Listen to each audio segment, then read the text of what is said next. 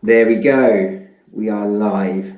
We are live and ready to go. We'll just give it a second for people to log in and join us, and then we'll be able to kick off. Alrighty, we've got some people logging in nice and early starters. Good to see. So as people are logging in, what we'll do is we'll just set the scene for today's event, and sort of give people context on why we're here and who we are and all that sort of stuff. So firstly, thank you for joining us, everybody. My name's Owen Richards. I'm the founder and CEO of Air Marketing. I'm joined today by two people who are going to help me discuss a topic that we're all very passionate about. I've got Greg Freeman with me. Greg is the VP of Revenue at Clean.ai, and I have Neil Clark, who's the Commercial Director at Air Marketing as well. Gents, welcome to the discussion today. How are things? Yeah, great, mate. Absolutely brilliant. Hectic, but I kind of hate people who say they're busy. So just hectic, but hectic in a pretty good, fun way. So yeah, absolutely great, our end. Neil, ready and raring to go? Raring to go. I echo that with Greg. We're always busy, aren't we? So I think we could just say there's lots going on. Brilliant. Lovely stuff. Well, look, guys, if you are watching this, give us a comment. Tom, hello. Tom Phillips, afternoon all. Tom from Safeguard Global is joining us. There we go. It even pops up on the screen just to let us know who's around, which is fantastic. Love it. Well, look, we have got a comment section. So if you're watching this, say hello, tell us where you're from, tell us what company you're from, tell us where you're from in the world. But I think more importantly, if you have questions as we're going through this is designed to be a pretty open discussion. We've got a bit of a talk track that we're aiming towards, but as questions come in, we are more than happy to throw them at each other and make sure that we cover off the things that are most important. In terms of the topic, we are talking today about the planning phase, the planning phase before you build out an internal sales function. Both Greg and his business and we at Air see this all the time, where people make the assumption that in order to build out an internal sales function, SDR function, prospecting, inside sales, whatever you want to call it in your industry, what we need to do is hire some salespeople, give them a phone, and off they go.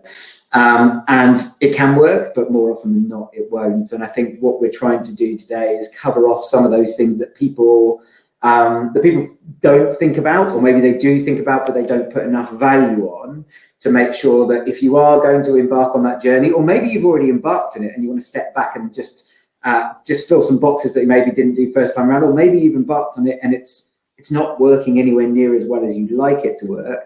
Perhaps some of the things that we can talk about today will drive some thoughts around things that you can do to fix those problems, and to make sure that if you are going to go and do this, you do it well and you do it properly. Because like anything, if it's worth doing, it's worth doing well. So that's the topic. We're looking at people who may be founders who want to do this. So Series A founders are going to grow the team. Maybe it's people that haven't been funded at all, but they've been doing this outsourced for years and they want to put it in-house, and they're thinking that it's just going to move across nice and easily. Maybe it's people that are, as I say, they've got a couple of people, but they want to scale that as the year goes by this year. But if you're looking at hiring and bringing on people internally for an outbound prospecting or SDR role, then hopefully we'll cover the important things today. At the end of the session today, there will be some takeaways. We have two things that you can get from today. One of them is a cold calling script messaging template, which is a guide to writing it. And another is a forecasting tool, which was a really useful tool that we use in our discussions with potential clients, that will allow you to forecast out not just what you should expect from a revenue perspective, but also how much it's going to cost you to run a program, often the bit that people overlook or massively underestimate. Before we get into it, Greg, I know you today have got a little bit of a shout out you want to do, so I'm going to hand to you just to do that before we get stuck into the conversation, if that's okay. Oh, thanks, Owen. It's like I set you up for that. It is. So, if you like what you hear today about how we plan and how we hire, we are currently hiring for anywhere between kind of like 6 and 9 SDRs at the moment in central London at Liverpool Street. We love people who come from non-SaaS backgrounds. Our most recent successful hire was from selling school uniforms beforehand. So if you want to get into the SaaS industry in a company that's growing really fast, do give me a shout, connect on LinkedIn or whatever, and we'd love to speak to you. Thanks, Owen. That's all right. I'm sure it will come up again in the conversation. Love it. Right. So it might do. So guys, without further ado, let's get into this conversation because there's so much we can cover. So let's just take ourselves to the point at which somebody is at, and let's just assume a scenario where I'm a business owner, or maybe I'm the first sales hire, whatever, somebody that needs to grow out a team that's going to fill top of funnel, outbound, cold calling, cold email links. It's going to be all sorts of conversations today. But let's say we've made that decision. We are going to build an in-house sales team. Doesn't matter why.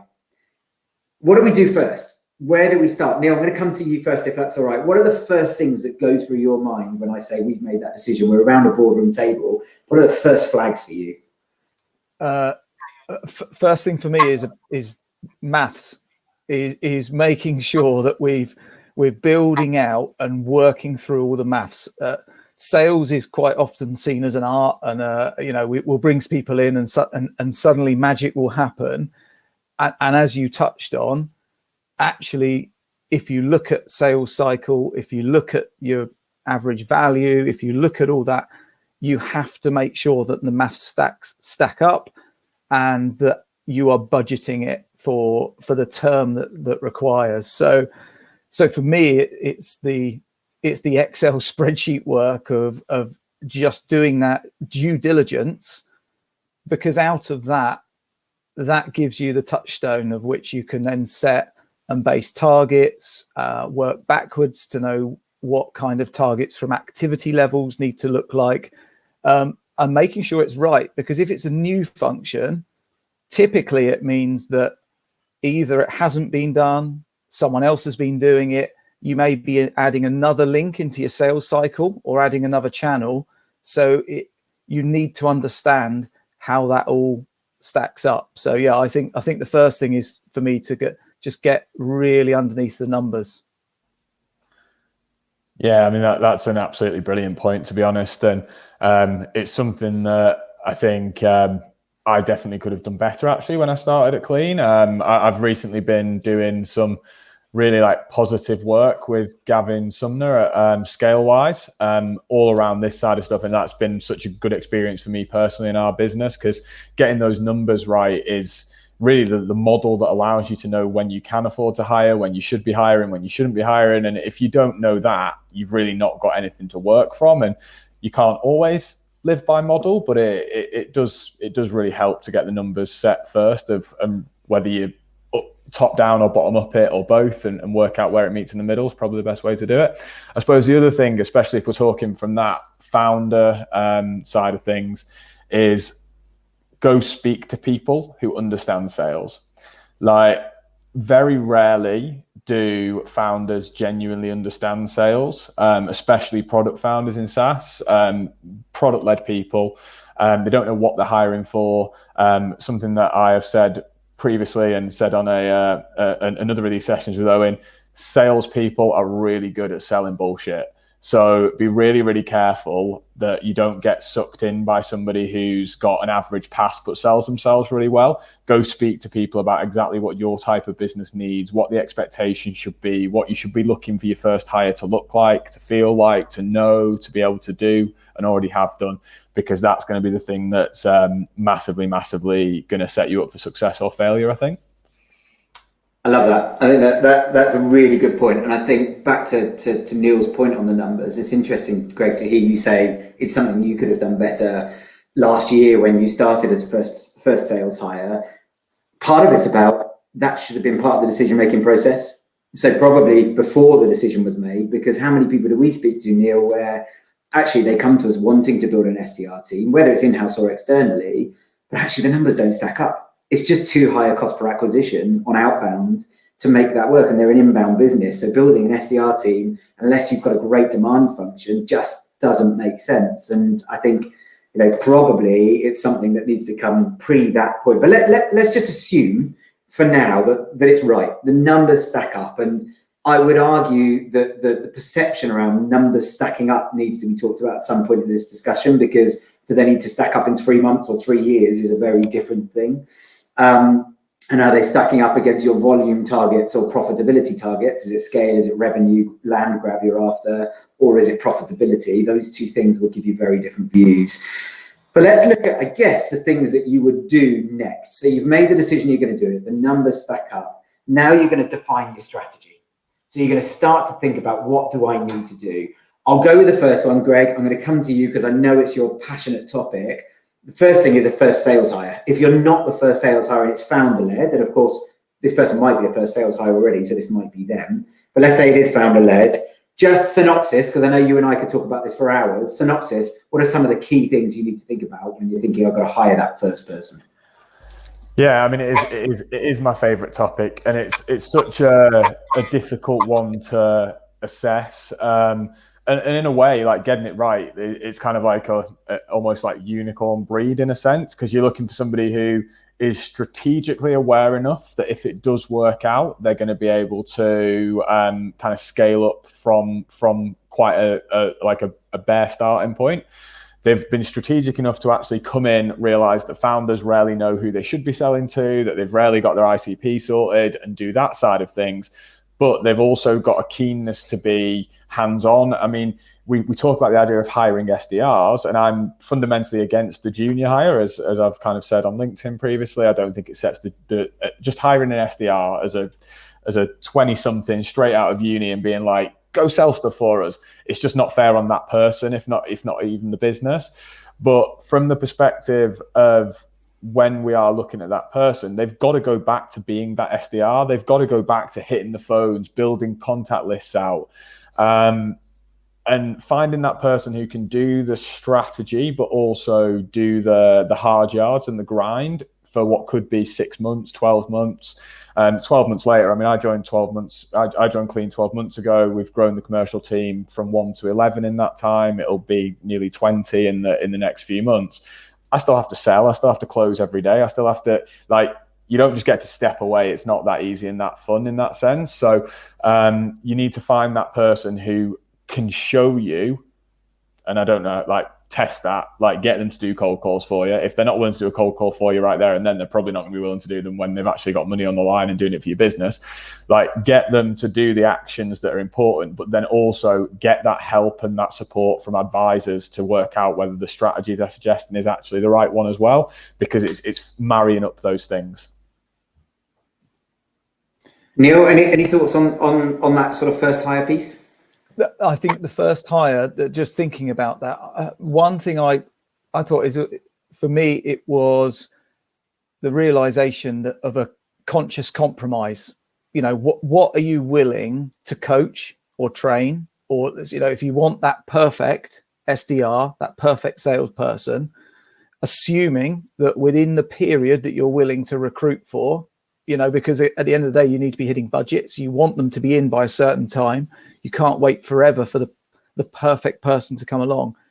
What are the conscious compromises that you're willing to make? They fulfill 6 of the criteria, 3 or 4 of them they're not so strong at, but that's fine, because that's what we're willing to. So I think the potential side of things, I'm probably slightly on the other end of the spectrum than Greg. It's about bringing people in with the attributes and the potential to then lay on the strategy. So that might be slightly different industry, or slightly more generic in that term. But what are you willing to bend on? What are you willing to flex on? Because you open the door to applicants and have some really interesting applicants that don't always jump off the CV.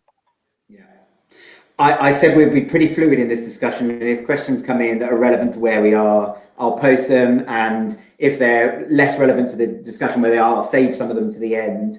Greg, there's one directly for you here from Guy Rubin. It says, how many of those 11 people are revenue generating 12 months in? I think that's a pretty quick one to answer, so I'll throw it at you. Oh, let's not I could harp on about define revenue generating for me, but I won't. So actually, I believe that SDRs revenue generate, if I'm honest, but to give you the breakdown of that, that's me as kind of leading the org, 1 full-time AE, 2 people in CS or after sales or growth, 1 in marketing and 6 in the SDR team at the moment, including the head of SDR. So we've got somebody reporting in, and then obviously we're adding a ton more SDRs, and we run a completely organic model. So our SDRs become senior SDRs, team leads, AEs, etc.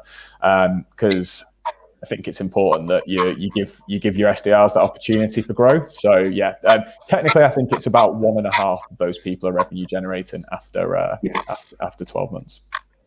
Brilliant. And I'm going to throw one more question. I've got 4 so far, so I'll save the other 2 for a bit later. Tom, who was first in earlier with a comment, do you think that it's easier to train a blank page new salesperson or somebody potentially from a different industry coming across? Greg, you've already touched on that in terms of you had somebody coming from out of industry. Neil, we have that all the time. Neil, do you want to kick off? What's easier, a new person or somebody with experience but different experience? Faster to get as a perception up is probably someone from a different industry, because they're very used to handling those types of picking up the phone.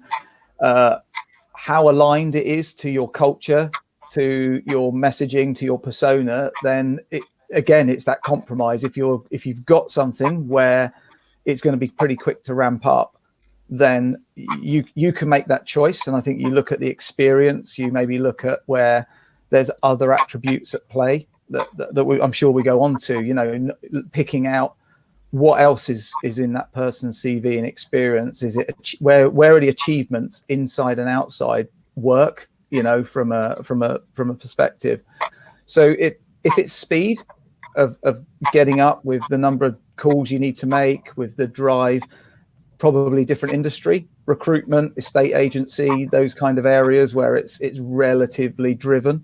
But if you're looking to drive someone on a cultural persona messaging, then I think you could consider someone as a blank page. I would say that you're possibly looking at a greater drop off with a completely new, untested person. So what you run the risk of there is you put a lot of effort, and what are the additional cost side. You could put a lot of effort into someone and they find that they don't like it, it's not for them. So that probably has a big play. Yeah. Any thoughts? Yeah, I think that for me is a massive one. So like in the early when you're trying to build that culture within the team, like optimize for reduction in risk. And for me, the biggest risk with an SDR is they don't like cold calling, so they walk away from it. In essence, that for me, like if you're any good as a business, you can coach people, you can train people who have got a solid background to be successful. Actually, if they just won't pick up the phone because they hate that sense of rejection, that feeling of interrupting people's day, you'll never win, kind of thing. So for me, with those first sets of hires, just maybe the first 4 or 5, try and get experience of at least cold calling. It doesn't matter what industry it's in. We're actually finding that it really doesn't make a difference if it's in the SaaS industry or outside of the SaaS industry at all.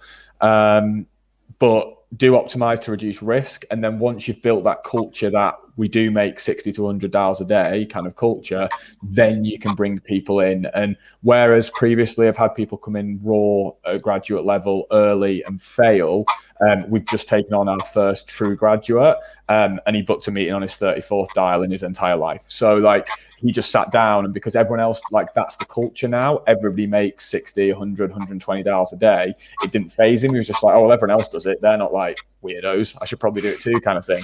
So I'd optimize for reduced risk at first, and then you can transition towards even greater emphasis on ceiling, which I think is the way that a lot of people view like raw grads as like they've got a great ceiling, let's go for it. So I'd do it through that transition. Awesome. Lindsay, Nathan, thanks for your questions. Stick around because I will try and throw them at the guys a little bit later on if that's okay. So Greg, you touched on a point there which I think is really important, culture. And I think one of the things that a lot of people do is build out a sales team and let the culture define itself instead of being the defining factor in that. What do I want my sales culture to look like? And therefore, what type of people am I hiring to fit into that? And how does that fit into the wider business strategy? Keen to get your thoughts around that. Did you define your culture? Did you just give a framework and let it mold over the last 12 months naturally? What thought went into that before you went live?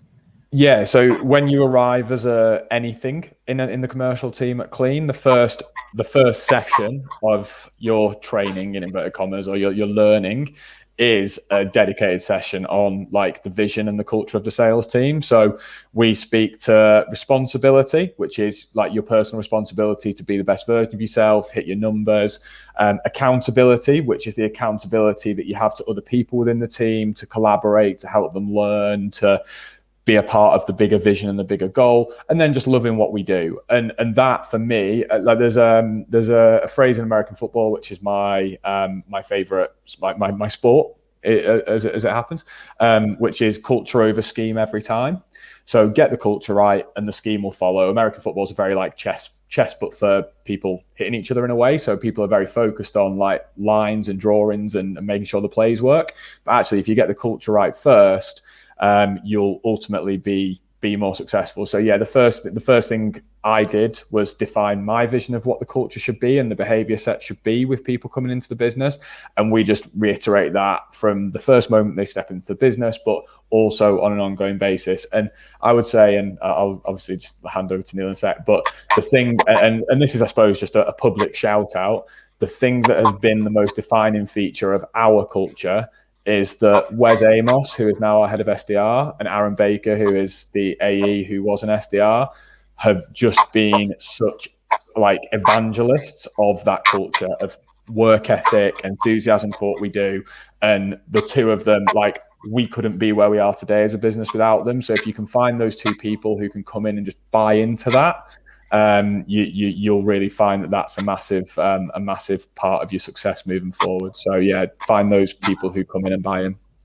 Love that. Can I just say, Greg is also hiring SDRs. I don't know if he mentioned that earlier, but it's a good opportunity to shout it out again. Yeah, if anyone wants to also buy in, I'm here hiring loads of SDRs. So. Neil, can I throw this at you? I'm keen to get your thought. Right, what if an organisation isn't set up for a sales function? Because not every organisation has a culture that is suited for salespeople to sit in. And I know there are people I've spoken to in the past who say, I can't envisage, we need the sales function, but I don't know how to create the culture for a sales team to come in. Does the business need to adapt, or do we create a subculture there? And again, I think it's about defining it and making a clear choice. But any thoughts on that? Cool, that is a tough question. Yeah, thoughts on that, because I guess we can drop into the AIR model where we effectively inhabit different clients, personas, culture to adopt that. So we try and get into every client ecosystem so that we can drive that. Some, I think, is about matching skill set.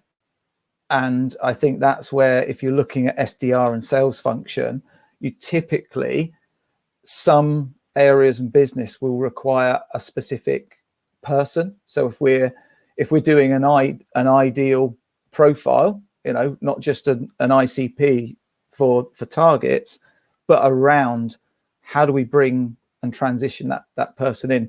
I mean, I'd argue that sales is as a fundamental part of every organization, and without it can't move through. So it has to be part of the DNA. It has to be something that is addressed and built out.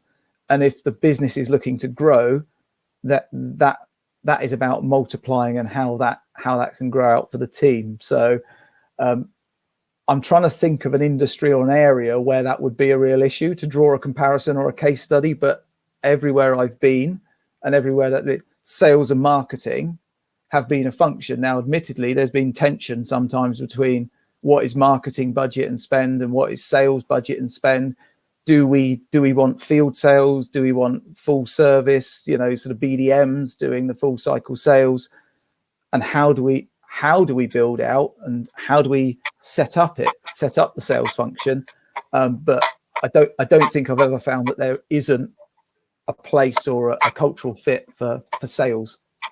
Okay, I'm going to fire, Greg, just going to fire a question at you, if that's all right, because actually I just realised I missed it last time, but it's particularly relevant to that first sales hire. The question's from Lindsay, and she says, at what point would you imagine someone would be in their career somebody who's capable of doing both the outbound prospect calling as well as the strategy. I think I'll just leave that one with you for Greg now to get your thoughts, if that's okay.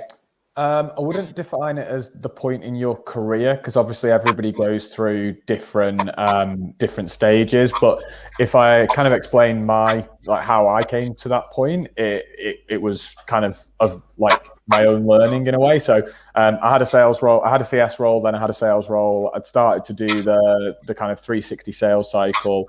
So I'd been used to already making calls, closing deals, all those kind of things in different industries, different numbers of stakeholders. And then me and my girlfriend decided to completely shut up shop, went traveling for a year. And on that year, every time we were on a bus journey or a train journey, I was doing my own learning about the more strategic side of things. So like read predictable revenue, read from impossible to inevitable, like just was doing all this extra work to learn the strategy, so that when I got back from that year, I kind of could do both. So I think if you facilitate your own learning on the strategic side, which is the most difficult side to actually get access to, and you facilitate conversations with people who can help you with that, organizations like the Revenue Collective are very good for that. Like I've been a member of the Revenue Collective for a while, and that helps facilitate a lot of really good conversations, especially as a younger person in a leadership role in the industry. But it really does come down to, you can do the first bit because most people have to do it in their sales career, but going finding and seeking out that further mindset. And that's what we're always working on with the guys at Clean. It's like, yeah, we want you to be good at calling, and we want you to, but actually we also want you to understand what your place in an SDR model is, in an AE model, and hopefully help them that way. So yeah, go find it. Go find people who found it themselves and taught themselves that. It's interesting because there's a window, isn't there? There's a window where in theory you're not ready to do the strategy piece, and then in theory you're kind of beyond wanting to do the prospecting piece. And I think that's a very tough challenge, and one that I would imagine many, particularly in the SME space, that need people to cross-pollinate across lots of tasks would suffer from. So I think it's a really good question. What I'd recommend as well, if there's founders on the call, the thing that's going to make a more senior person willing to go back to picking up the phone and grinding every day is the investment they have in the future journey of the business. Like, the better the options package, the better the equity package, the more likely they are to want to pick up the phone and make you successful. So like, that's another way of doing it. Drive behaviors through the compensation package. I suppose it also comes back to tolerance for failure as well. If you want somebody who can learn on the job, and you're prepared to give 6 months longer, but they're the right cultural fit, they're prepared to roll their sleeves up, and every stakeholder has that view on it, fine, you can take somebody maybe just under the line. If you haven't got that tolerance, you probably need to be looking more for the finished product. And I think that's an interesting topic. I want to get onto some of the tangibles though. I'm moving at speed here because we've got a lot to cover. Before you go live, you've got to look at things like technology. There's so much sales tech out there right now. You're building a prospect team. You know, it's no longer an Excel spreadsheet and a phone, which it probably was 15 years ago. Neil, for you, just some of the highlight things that stand out for you that we see time and time again. What are the things that you'd be going straight to? You can't have everything. You can have 2 or 3 things in budget. What are you going to look at? First thing is a good CRM, so that you can manage pipeline with visibility across levels. That is the absolute kind of minimum, and it's very, very difficult to be doing it lo-fi. You know, you really need. It doesn't have to be completely connected up. You know, some tech stacks have got 3, 4, 5, 6 things all interconnected. And what I would say actually is, if you're going to be building your first sales team, that's not just you doing it or someone doing it, and bringing in a sales tech stack, that's 2 things that are going to take your time, and you've just got to make sure you've got the resource to bed both of those in. So for me, a CRM is absolutely, it's where your data sits. You can see the pipeline, you can measure the time. It's got everything you need to make sure that you are building and moving that sales funnel. It's really, really key, and it keeps people on point on the strategy. You can bring in collateral into it, using and bringing stuff either side of that. You know, there's loads of sales tech. We don't need to do a big Rolodexes, who can remember the most sales tech, but all the rest of the stuff around sequencing and things is fantastic and speeds things up massively. But you still need that SDR in the first place to be utilizing it. And I think we all know that you have to use it all the time. It has to be accurate. It can't be something that's optional. You're all in. Otherwise, it's just a bit. It's a shortcut on the top of your browser that you click on. Yeah, that you never use. Greg, what were your go-tos when you started Clear? I know you went in, no SDR function, build it, Greg. What were your go-tos? So for me, I agree with Neil. I think HubSpot's a really good fit now. I used to hate HubSpot, but now I implement it wherever I go, and it's a good balance between something that's probably too robust for a new sales team like Salesforce versus something that's maybe not quite robust enough like Pipedrive. So HubSpot can be a good recommendation, but for me, it's data and direct dials. Like, the more direct dials you can get your people, the more successful they will be. Direct dials equal conversations with decision makers. A lot of what you're doing when you're implementing a sales org is learning fast. So you fail fast and you iterate. The more people you speak to, the more opportunity you've got to have conversations about what you're doing, find out that you're completely wrong about what you thought and get it right. And also, when you are more right, to get it right. I've been a Cognism client for a good while now. I think Cognism have done a really good job of improving the direct dial side of things recently, and that's been powerful for us. So yeah, as much as it's obviously not about naming sales tech, but for me, HubSpot and Cognism are my two go-tos when I'm first implementing a project. Yeah, I think it's great to give them, because actually a CRM could be anything. Like you say, there's so many options. I agree. So for me, HubSpot in a small growing business, and particularly if you're going to blend it with a demand marketing strategy, it is absolutely the right choice. And I think the reporting in it is good as well. It's maybe not the best, but it's good enough at that stage that you can make that work.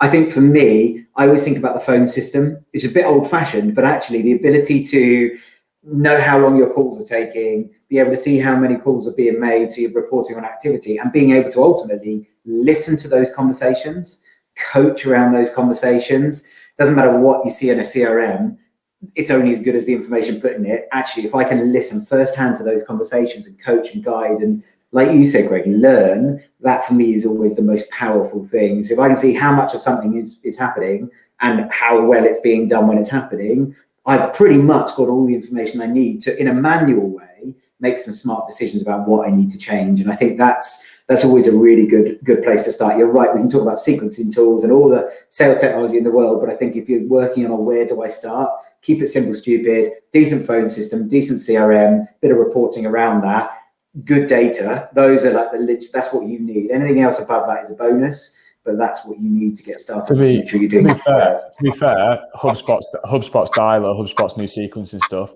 is, again, in HubSpot sales, is pretty solid. Like, you probably don't need it. Like, we used one of the bigger players in the cadencing and phone market. Yeah. And we found that HubSpot's dialer is far more trustworthy than that kind of one. So like, HubSpot again can help you there on the dialer and the cadence in front for emails and tasks. And that's good to know. Just to say that's a funny one. You would talk about budget and SDR ramp up and how much time. We got to bring into that the mentality of signing off budget for sales tech, for CRMs, and it's almost a different mentality. Well, that's on a 12-month license. It's cost me X, and you just kind of park it. Whereas the SDRs, those CRMs are not insignificant budgetary wise. You've got to think about how you're using them as a blend. And let's talk about that. So good CRM, data, you need good data, and you need a quantity of data as well. Phone bill, all the rest of it. What are we talking about investment level to get this off the ground? Because I think people think you just switch it on and it's free at times. What sort of numbers do you think we're looking at? Just to say, I've got nothing, now I'm ready to go, before anybody's even made a phone call or sent an email in anger. Oh, Greg, do you want to go? Yeah, round arm swing. Just give me a gut instinct. So I think the widely published figure on this for like a more established team becomes like 660 pounds per head per month in technology. I don't think you're really, if you've got HubSpot plus Cognism, you're probably looking at a couple of £100 per person per head at first. Like it's finding that balance between not throwing all the technology in the world at it, and like Neil says, that's the best point of all. Buy them technology, empower them. What is the point in having someone sat there doing useless stuff that doesn't drive revenue, when for another 150 quid you could empower them to be successful so they'll stay around, which means you won't lose them and therefore it won't cost you retention money. Like, yeah, it's painful to see how many people just won't invest in the technology to support the people they hire. Do you know what's interesting, Neil? I'm going to take you back to your very first point today, which is, Greg, you talk about it in hundreds of pounds per month, which absolutely is a run rate. What you've got to remember, though, is you've got to commit to this. HubSpot don't let you run month to month. Cognism don't you've got to commit to this journey. So again, that has to be part of your forecasting and your investment conversations up front. That, guys, if we're going to do this, we're going to be doing it for at least 12 months. So if we get it wrong, we can't in the first 12 months just switch it off, because we're committed to this cost line. And that makes it even more important to do those numbers right up front. And what I'd say to people is that, it's thousands. Before you get started, it's thousands, not hundreds, right? If you're going to get 2, 3, 4 people off the ground, then you should never be doing it with one. Let's just make that really clear. And I think back to your point, Greg, hiring one SDR just doesn't make sense. So you're going to do 2, 3, 4 people. You're going to give them the basics of a CRM, some data, whatever else. We are talking about in the thousands before you get started, full stop. And that's not to mention recruitment fees and all the rest of it. That's just to get technology and people bums on seats ready to go. Let's touch on data. So we've talked about Cognism. We all use Cognism. There are other data. So we use 10 or 12 different data sources. Why is data so important? Because I think we would all agree it's probably one of the most important parts of a successful outbound program. Why is that, Neil? Why is it so important? It's identifying and bringing in the ability to what Greg said, to make a lot of calls, learn fast, fail fast. Looking at the metrics of making 1,000 calls, how many conversations you're going to have with decision makers, how many leads or opportunities, and then revenue that's going to drive. So data is so critical. You spend time looking at who your ideal client, who they are. We can go out, look at those that will have budget, look at the markets, set the market that you're looking to serve, and it shortcuts all of that kind of multi-channel approach of old. Before data supply, you had to go out and drive up and down the country, or you go online and find that. And it's the velocity of conversations. It's driving that. It's pushing it into those CRMs, whether it is a HubSpot dialer or just bringing it in and being able to blow that up to get to the amount of leads or meetings or demos that you need. It's just essential, absolutely essential. Yeah, it's Neil's again, back to his earliest point, which is like the numbers thing. Like all the numbers start at the very top with how many people can we contact, can we actually get in touch with and speak to, and but then like along the way you've got like intent data, technographic data, like actually making the most of and a good good use of technographic data. We are like our software integrates with tools. That's literally what it does. It extracts data from different sources and puts them into one place. So we can look at technographic data on like through Ghostery or Built With or Datanize, whatever it might be, and it really helps us write good emails, make good calls. Like, oh, we can see you using Hotjar, using Google Analytics. We've got integrations with those. Let's get that data into a data warehouse. Like that technographic can be really good. And then intent, obviously, if people are in buying cycles or in at least research mode or the research phase with other competitors, then that's a good bit of data to find out as well. And there's so many data suppliers out there, like you say. I think that as the final point in data, one of the things that I think is important for people to realize if they've not done this before is that what does good data look like? Because I often see people on the indefinite hunt for perfect data, and I think all three of us would acknowledge it doesn't exist. There is no such thing as perfect data. We call it fishing in the right pond. You got to make sure you're fishing in the right pond with the right bait. That's your messaging and all the rest of it. But that's your starting point. And you need to be above that line. So I know I'm fishing in the right pond, and now I learn as I go. Nobody's ever built a perfect data strategy before they've tested it. So you need to start broadly and then rein in as you go and you learn using the data. But I think what's interesting is this endless hunt for perfect data, every direct dial. Like I said, it's bonus if you get it. If you can't, make sure you've got right sector, right size, right stage, right triggers, all those sorts of things. And you've gone beyond, I want to talk to, how often is our brief, Neil? Who do you sell to? Any company? No. Who do you actually sell to? Because any company includes public sector and NHS and all the rest of it. Oh no, I don't want to sell to them. Okay, so who don't you want to sell to? Right, let's narrow it down. And it's the same with that. So you want to sell to a one-man band plumber? No, I don't. Okay, well, let's get rid of the things that we don't want to sell to. And now we're fishing in the right pond, at least by elimination. So I think there's some interesting points, on that. One of the things I'm keen to get some opinions on today, and guys, if you're watching this and you want to throw your opinion in, by all means comment, is whether first time round you should be primarily phone led. Now, okay, I'm loading this question because I know Neil's answer to this. Greg, I think I know yours too. And I certainly know my opinion, but I see so many people think, right, we're building an SDR team. We've got to get our sequences right. We've got to get our social selling strategy right. We've got to get our email personalization copy right. No, just pick up the phone, talk to people and learn from those conversations at scale. You can personalize those conversations. You can do loads of research, no research, whatever. But get in and talk to people because it is the fastest way to learn, have conversations and generate pipeline. Really quickly, 1 minute each, agree or disagree? I don't need a minute fully agree with that. It has to be deployed and it can, it's about feedback loops. Conversations drive market intelligence and your own ICP intelligence as well. So when and where to start changing the messaging, to start using different things in there. You will know if you're going out to a market that typically will be contracted for a period. You should be able to build a fantastic, base where when people are going to look to come out of contract. So conversation, fully.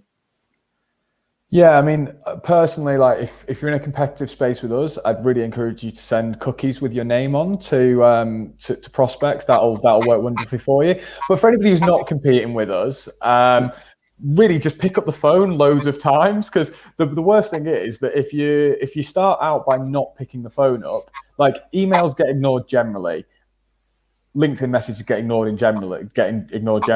They definitely get ignored if your messaging's wrong and people just don't care about what you're saying, but you don't get any feedback on that because they're getting ignored. So it's the feedback loop, like Neil says, that comes with picking the phone up loads of times. And for us, 78% of our meetings are closed on the phone. So yeah, there you go. The phone is the king.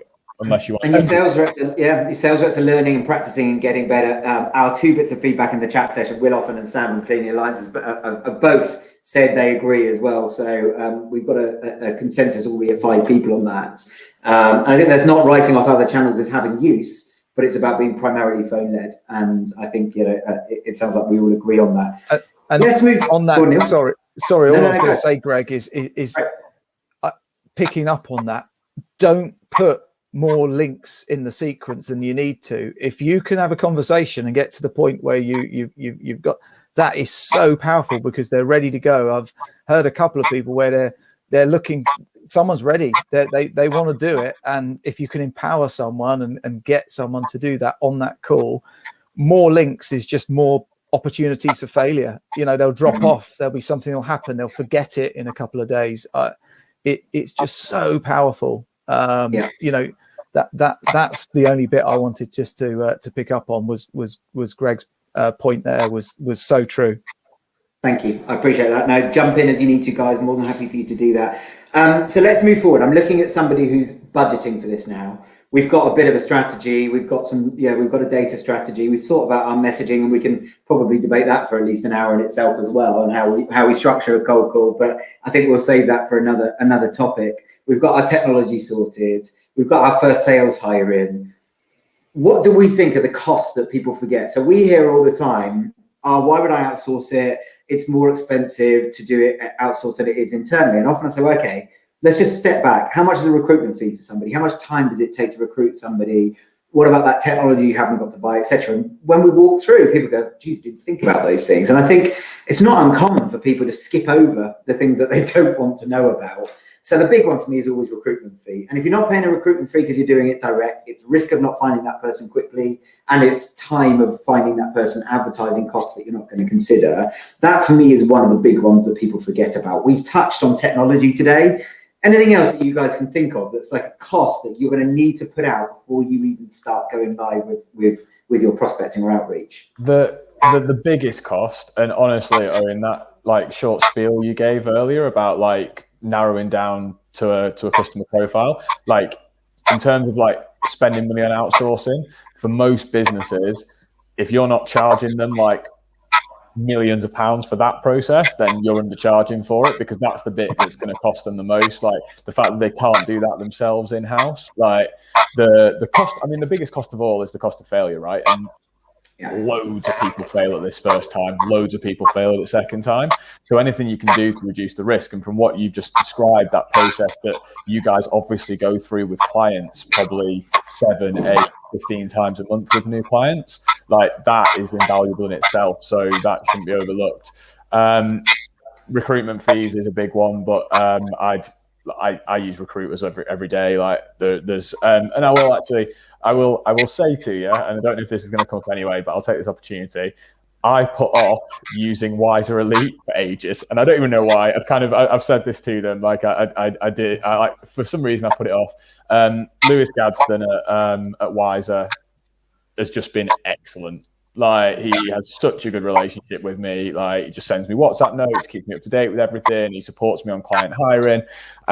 So those recruitment fees, although they're something that people overlook and they try and avoid, they are actually like money well spent when you find the right one. So yeah, shout out to Lewis at Wiser, who is really good. Nice. Neil, any thoughts on other hidden costs or things that people often don't think about?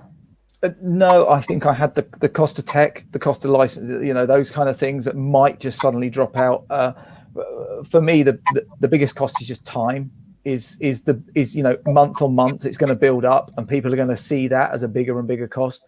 You're going to set the expectation 1, 2, 3 times, but they'll still be hoping that it's going to ramp up and pick up a lot quicker, no matter how many times you set it out, which is why. So I think, for me, it's just time, being able to hold back and absorb the sort of expectation, whether it's from the board or shareholders or stakeholders, is the biggest cost that you probably don't realize. You just think you drop it in and it will be nice and free flowing. And it's those ongoing things. So HubSpot did a report that said, I think it was 80% of reps' time was spent outside of internal meetings. So that's your maximum selling capacity if there's nothing else. So you factor it in, and you're automatically losing 13% of your week just on internal meetings for the average sales rep. And it's that kind of stuff that I think when you're forecasting and you're building out the year that you don't think of, that a rep might work 5 days a week, but they're only working 46 weeks a year because they've got annual leave and bank holidays, and you're forecasting them for 50 weeks, all that sort of thing. Tom Phillips is just got a good point. Hidden costs: beer, wine. It's a good point. Benefits, the cost of seat, the cost of something in there. The fact that you've got to buy them a laptop, probably buy them a phone, and add that, and that's a 2-year contract. All of these things stack up, and actually, when you think about it, even to the point where people naively but genuinely say, right, I've got an SDR there, it's a 25 grand or 30 grand bait cost or whatever it is, but forget about the fact you've probably got 7-8% of that national insurance on top, and that's on top of their comms as well. But I'm only budgeting on the basic, and I think all of these things are things that come up, not to mention lost time. So if somebody's sick, they're not selling for you. Doesn't matter what it costs. It's lost time, it's lost opportunity, it's lost revenue. And I think the biggest thing here, and this is the thing that I've seen go wrong in our sales teams and sales teams I've run, but also in client sales teams in-house where we work alongside them, is the actual cost of someone doing well. Because what happens when you've got an SDR team is that people get to a point where they're proven, they're doing well, and they will do one of two things. They'll either want a promotion, and in which case you lose them from an SDR seat, or they'll leave. And those are the two possibilities. And hopefully it's a promotion and stay within the business. But either way, somewhere between 6 to 12 months with an SDR that's right at the top of your team, they will be shouting about doing other things, whether you know about, hopefully culturally you know about it, but if your culture isn't right, or for whatever reason the leader isn't right, they'll just go because they know they're worth more, and we won't be recognizing that in the same way internally. And I think the cost of replacing that person, we know the average tenure is 12 to 18 months for an SDR, replacing that person every year, that's what you've got to budget in, and that assumes that average 1 year, but actually if you're a new team, probably it's half that. You know, you're replacing people straight away. As you build out your culture, people are going to feel like it's not right.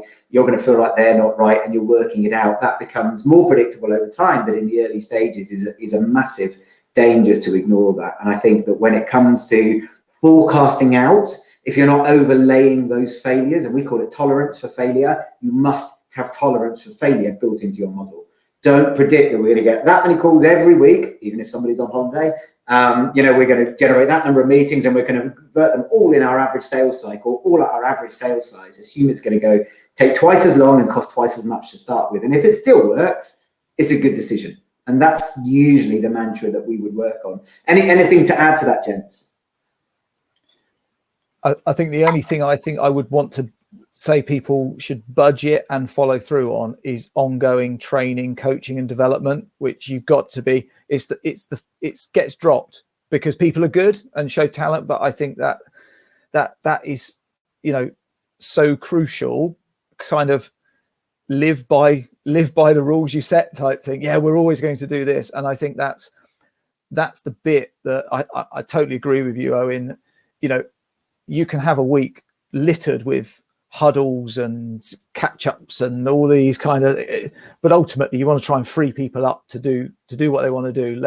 Free them up, get them doing stuff. But I think the coaching, the training, is it all through you? Which I question. How, what are we a qualified trainer, and how do we get that training? What do we invest in that? I mean, I'm probably assuming this is now a little further down the line rather than the first SDR hire, but worth a thought. How do you approach that, Greg? What's your thoughts on the training side?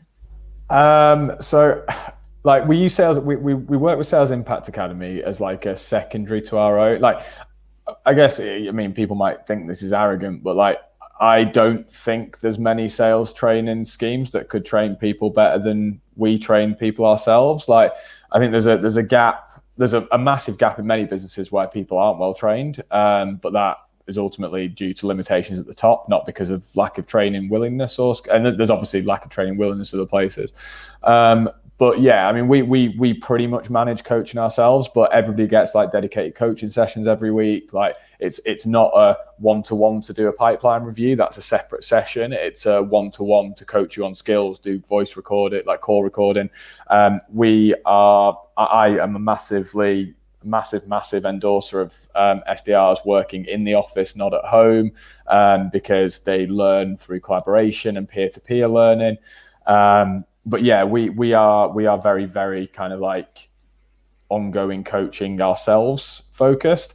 But with that in mind, and I think this is it's a very relevant point for actually where I was going to say a hidden cost that people forget when they're building the spreadsheet, is that as you do this, and like you say, Neil, we're a little bit further on from that first hire now, but like we've done well, the first one's worked, the second one worked, third, fourth, fifth. There comes a point where like you can't directly manage that many people anymore. And a hidden cost that people forget about is the layering up of hierarchy. So you forget that, like, I love Wes. He's unbelievable. He was an unbelievable SDR and he's an unbelievable head of SDR. But I didn't hand him 4 people to manage and he went, oh, I'll do that for the same money.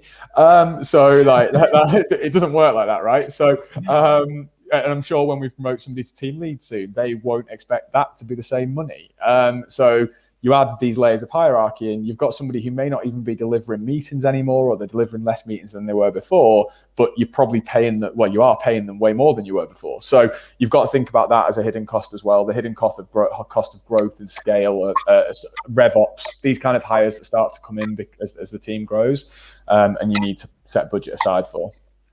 Love that. I love that. Some amazing points there. I genuinely don't think more than half the people planning for this before they go live will consider a lot of these things. So I mean, these are really valuable points for people. And I think when we look at that forecasting and predicting what's going to happen and that planning stage, one of the things that comes to mind here is that stakeholder management piece. So I've been in discussions before where you've got two co-founders, one's expectations are here and one's are realistic, and they're battling to negotiate on expectations. And I think what going through the process does is it takes it out.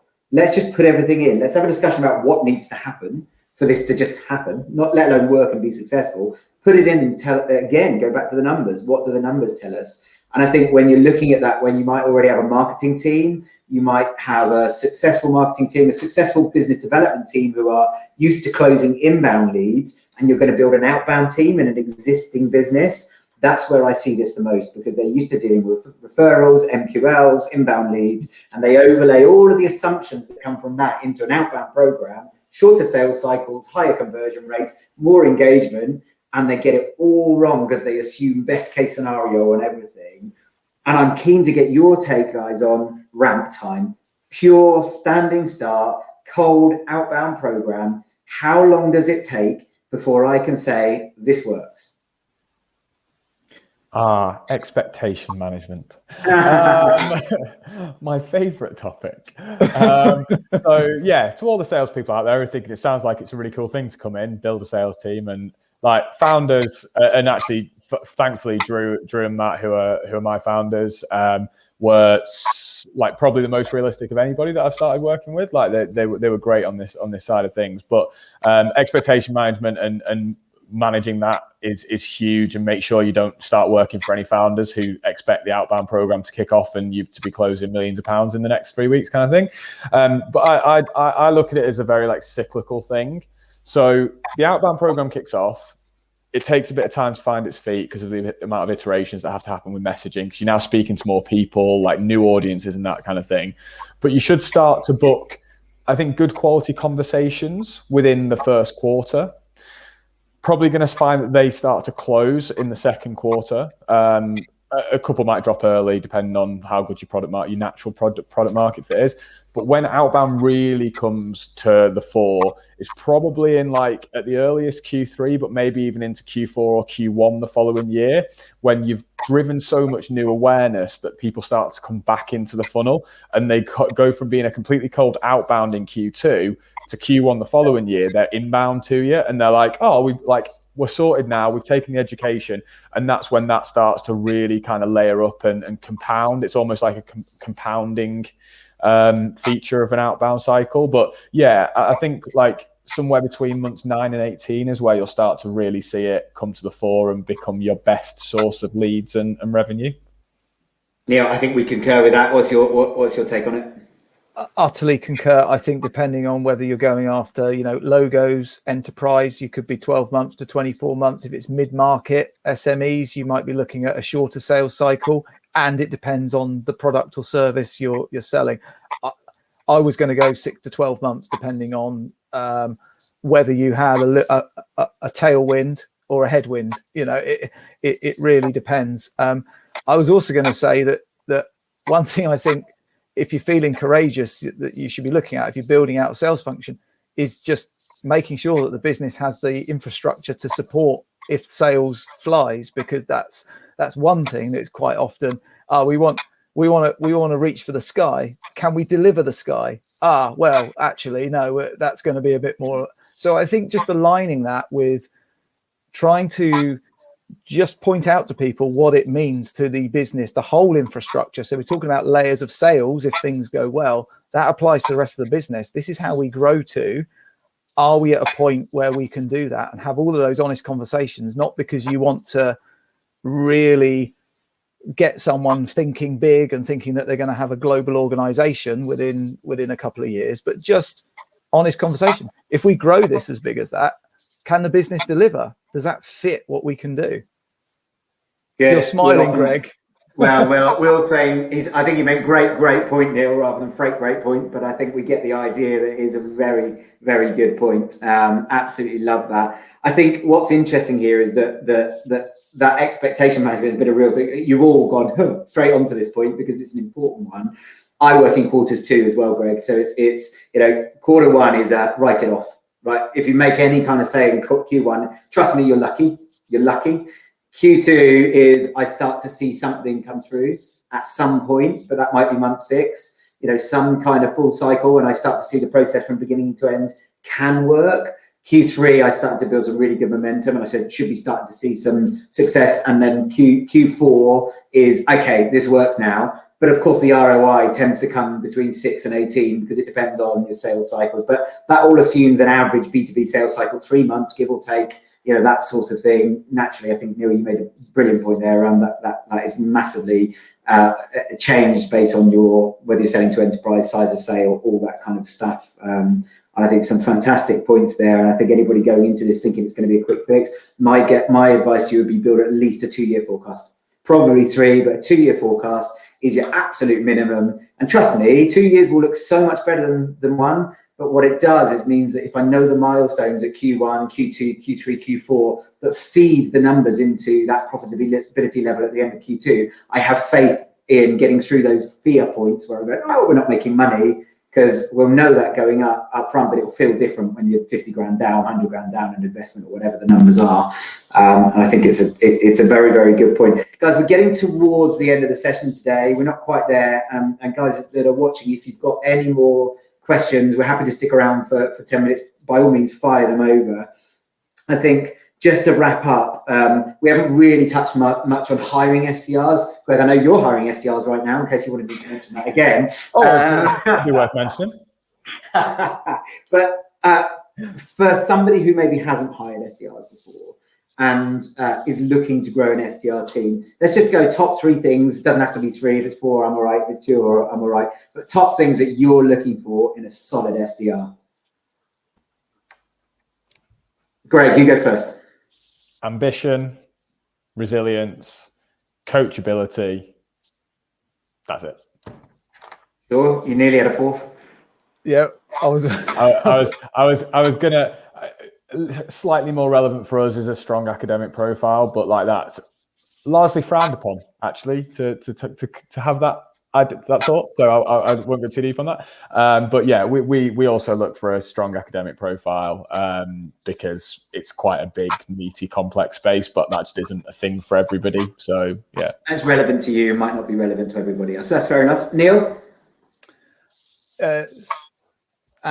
I think ambition and drive is one that you just as quickly as possible try and, if they've sent something in and they followed it up, there's some real key ones that jump up. And also after interview, what do people do post interview?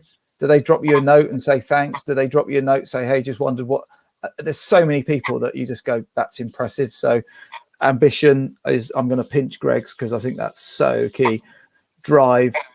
And have they shown something, whether that be sporting or in their own life outside of cricket? You're not always going to get people who are, have had a 25-year career as an SDR. So it's looking at something in there that has shown an ability to consistently approach something. So it's have you got stamina? That's something that is important to me. Have you done something which has given you, has taken a fair bit of stamina to achieve? Love that. I'm going to add one word. Actually, I'm going to add 2, but my one that I think is the most important is integrity. I think I heard somebody say that to me a while back, and I think that's always stuck with me, that generally hiring people, looking for some level of integrity it is really important, because with integrity and somebody's honest, they'll give you feedback on where they need to get better. They'll give you feedback on things that are working well and not. And I think that's so powerful in a startup mode. So a word which isn't built into our standard profile, but like Aaron is like I can't speak highly enough of Aaron and his emotional IQ and stuff. He's like obsessed with the authenticity when we speak to candidates. Like, I'm not even sure how we define that, but like he'll always be like, oh, total authenticity, loved it, or like, oh, I didn't believe any of it, kind of thing. So that can be huge. I'm going to find one more question before I do a wrap up of that. All right, really good point, Greg. Actually, I had two. The other one was cultural fit, and I think you mentioned that earlier, Greg, that making sure they actually fit within your personnel culture piece. Lindsay, last question. Lindsay asked a good question earlier. Should you focus measurement on activity or revenue targets or both? And what are the top 3 KPIs? I'll just dive in really quickly on that before you guys give your thoughts. I think if you're starting a new program, it has to be on activity and quality of conversation, because revenue targets will come later and you can't measure them for the first 3, 6, 9 months consistently and well anyway. So for me, I'm looking at level of activity and quality of conversation as the 2 things that I want to measure straight away. There's some other things that's ancillary, quality of data, all those sorts of things, but number of calls, the percentage of calls that connect with a decision maker, and the percentage of those that turn into what we call a positive conversation. So either a pipeline, look, send me some information, let's have a second conversation, I'm keen, or a meeting. Those are my obvious things that I look for. And then I'm listening to some calls to hear that the messaging is being delivered the right way, handling objections well, engaging at the right level. Anything you'd add to those things if there's additional things, guys? I personally would say, judge me on the revenue side of things if I'm the one that's responsible, and I will target and try and motivate people by activity. So I think the top 3 KPIs I'd probably put down and would look to try and incentivize. So whether it's proposals, sales qualified leads, closed business, which is probably a little further down the track, but how are you rewarding and incentivizing the SDRs? And how does that play out? That's probably how you want to align your KPIs as well. Yeah, I absolutely agree. Like Owen and Neil on the leading indicators, not lagging indicators, especially at first. But the one that goes, I think, quite often missed. So just to give you a bit of concept, we run 2 prospecting lists per rep, almost like an A and a B list. So like Monday would be A, Tuesday would be B, A, B, A, B, A, B. About 60 to 100 organizations in each for each person. The big thing that we find is that the freshness of new contacts and new organizations within that list is the defining factor. So if you can measure new contacts mapped or new companies mapped and new companies contacted and prospected, that is a massively important KPI that a lot of people miss, I think. I think that gets us into another debate, which we will have to have another day, about whether reps should be building their own data or not, which we all have different views on, but I think that's a really interesting point too. Guys, time-wise, we need to wrap up now. I think it's been an amazing conversation. Genuinely, I think we've brought some really good points to the forefront, and the feedback coming in on the chat is really, really positive. Some fantastic points and ideas there for people to consider. Just as a bit of a takeaway, I'll just remind everybody that there are 2 things that you can take away physically from today's session. If you want them, you just have to connect with us, connect with me or Neil on LinkedIn, and we'll happily share these with you. But you'll also, if you've registered the event, get an email coming through with A, a link to the recording, and B, with the ability to download these 2 things. The first is a cold call messaging template. So it'll give you the ability to see some options that you can take to market in terms of your messaging and how to write a cold call script, whether we use the script word for word or whether it's a call guide, I think is another open topic. But certainly having some kind of guide to start from if you've never done it before will be useful. And there's some ideas that we use with some success in there. And the second thing is a 2-year forecasting tool that we can punch in some of those KPIs that we talked about today, guys, where we have number of calls made, number of conversations, likely conversion rates into meeting, likely meeting to sale or opportunity ratios, average sales value, average sales length, and it will give you the ability to predict when you're going to start to see a return. And I think more importantly, how much you're going to need to spend before the numbers start to come up and how long that's going to take. And that tool is something that we use with our clients coming on board and in our sales process, and has been invaluable in educating our potential and our current clients around what to expect. When it comes to stakeholder management, we now use that tool for our own new programs and marketing activity. So if you want to access those, they're free to take them. And you can do that by getting in touch with us, or just wait for that email, and that will come out to everybody. Before we wrap up, though, Greg, I'll come to you first. And barring the fact that you're hiring SDRs, any final thoughts or summaries that you would like to share with us? Just if you are going to do it, whether you're a founder or you're somebody going in early to a company, just make sure it's the right time, the right setup, and that the money's there to back it up, because it's not going to answer every prayer you've ever had within the first 6 months. Neil? Salespeople love to speak, get as much advice, and they, all you need to do is pick up the phone to people who've done it, and they will willingly tell you all the lessons learned. This is what I did. Don't do that. That's absolutely invaluable. Don't think you've got to do it from scratch. You can get so many good people giving advice. And I think for me, the summary here is that you have to plan. I know it sounds really simple, but you have to sit down. You have to think about everything you're going to need to spend, how long you're going to need to spend it for, and that needs to go in front of everybody that needs to be involved in the decision. And you need to know what it's likely to look like before you hit the trigger on this, because the worst thing is that you invest in it. And we've just said, all of us concur that it's a minimum of 6 months, probably more like 12 plus, before you get a return or before you see a consistent, it works. So you've got to be in for that journey. And there is no point in going into it having zero tolerance for failure, and 4 months in pulling the pin, 8 months in pulling the pin. And that's whether it's in-house or externally. If you're going to build outbound, you have to commit and go through those waves of failure to get to success and learn as you go. And I think that's come out a lot today. And the other thing is, I love that phrase, plan for it to take twice as long as you think it's going to and cost twice as much. And if it's still a good decision, you're good to go. If it's not, maybe think about it again. And I think that's a good way to end today.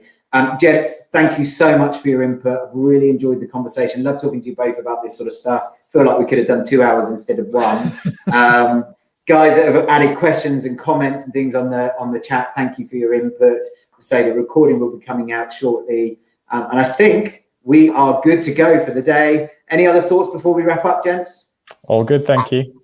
Oh, good, thank you. That's good. Then we will end the broadcast there, and get in touch with Greg if you need help with data. And actually, Greg, on that, how can people get in touch with you? What's the best way to do that?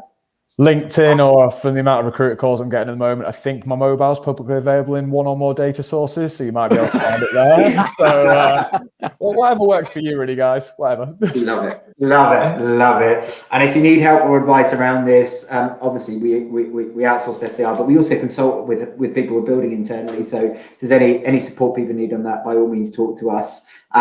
Gents, thanks very much for your time. Enjoy your afternoon, and we'll end the broadcast there. Cool. Thank you. See you soon, guys. Bye-bye. Cheers. Bye.